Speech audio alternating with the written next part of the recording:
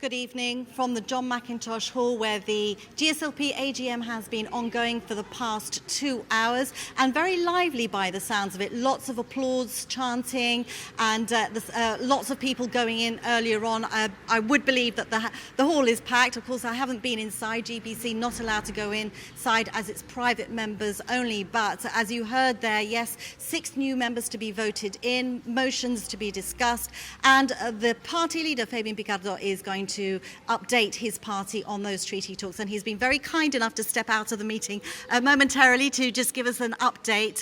Can you tell us about the motions first of all?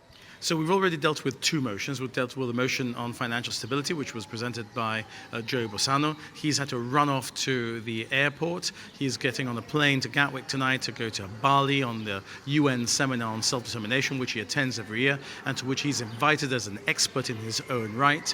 We've also dealt with a motion which I supported, presented by Pat Orfila, on community care and support for community care once we go back into surplus. The first motion with Joe was presented by Albert Borrell. We've got a number of people standing for election to the executive. We had 11 candidates for 6 posts. That election has happened, but the votes are being counted, so we'll have a return of that very shortly. And after that, whilst we're dealing with the third motion, I'll then address the party in my annual address. It's a packed Mackintosh Hall in an election year, exactly where we want to be. Yeah, I asked you about the motions first because I know that part of the meeting has been done now. And about the elections, of course, we all want to know who's going to be voted in. 11 names on the list? 11 names for 6 places. I want to know who's going to get in. There's a lot of talent that's put its name forward, a lot of diversity, a lot of people in the hall who also represent talent, even though they haven't put their names forward. So options for co-option of people onto the executive as well. So I very much look forward to seeing what the shape of the GSLP executive is going to be as we go into the final stretch before the general election is called by the Chief Minister. Now, when are we going to find out? I mean, at what time will you be getting the names? I'm pretty certain it will be leaked out before your press release tomorrow. Well, I imagine that the announcement will be made in the hall, so it's not going to be too difficult to leak to obtain in the next 20 minutes or so. I want to ask you about the treaty talks. You're updating the party on treaty talks. What information are you giving your party that you haven't already given the wider public?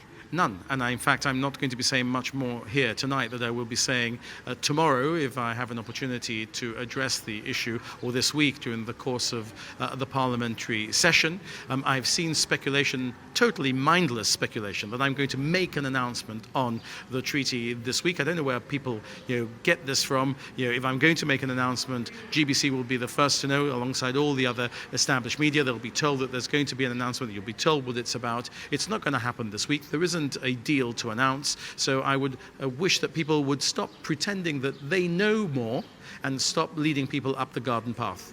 Okay, well, this is your 12th year as party leader. It doesn't get any easier, I imagine. Is the enthusiasm still there? Oh, I've got the fire, I've got the enthusiasm. Gibraltar is what I live for. Gibraltar and my family are what I dedicated to.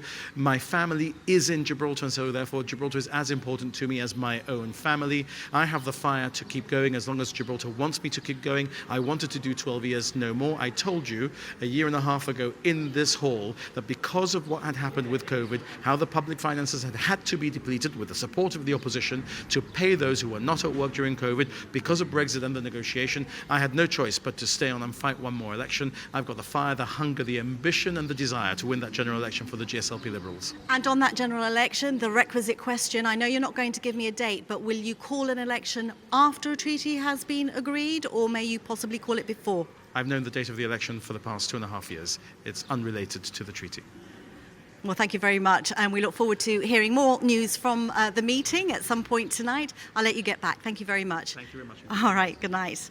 So there we have the party leader, Fabian Picardo, heading back into the meeting. He's going to be making that speech. He says he's not going to give any more information to his party than he already has imparted to the public. But of course, we're all very interested in hearing who those 6 new executive members are, and we'll bring you that information as soon as we have it.